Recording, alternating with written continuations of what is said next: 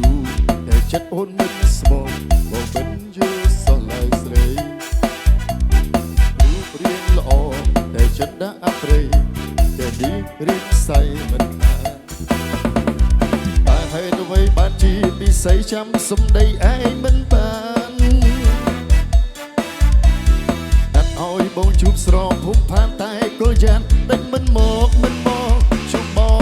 ងចិត្តយ៉ាងណាចិត្តអូនយ៉ាងណាសូមមេត្តាអរ៉ារីផងចិត្តយ៉ាងណាចិត្តអូនយ៉ាងណាពីបានសិក្សាយល់ដល់ចំណុចអងជួយប្រាប់បងផងចិត្តយ៉ាងណា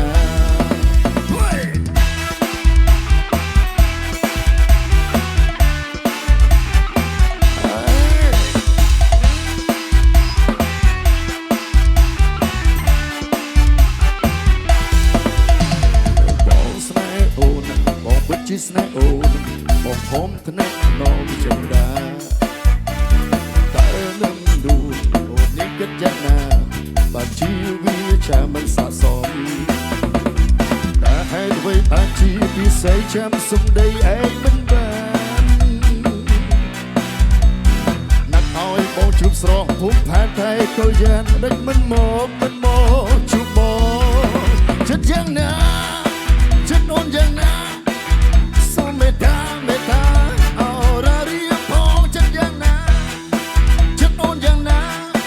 ពីបាសសាយល់ដល់ចំណូលអងជីប្រាប់បងផងចិត្តយ៉ាងណា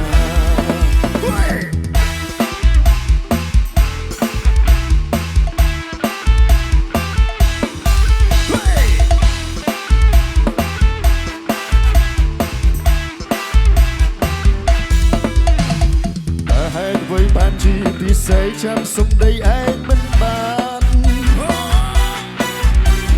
ណាត់ឲ្យបងជួបស្រោភូមិផានតែគល់យ៉ាងដេញមិនមកជួបបងចិត្តយ៉ាងណាចិត្តអូនយ៉ាងណាសូមមេត្តាអរ៉ារីផងចិត្តយ៉ាងណាចិត្តអូនយ៉ាងណាពីបាសង្សារយល់ដល់ចំណូលឡងជួយប្រាប់បងផងចិត្តយ៉ាងណាចិត្តអូនយ៉ាងណាសូមមេត្តាអរ៉ារីផងចិត្តយ៉ាងណាចិត្តអូនយ៉ាងណា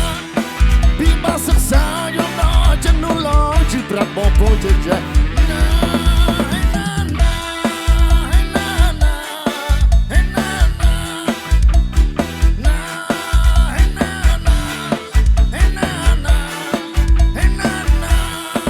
ចិត្តអូនយ៉ាងណា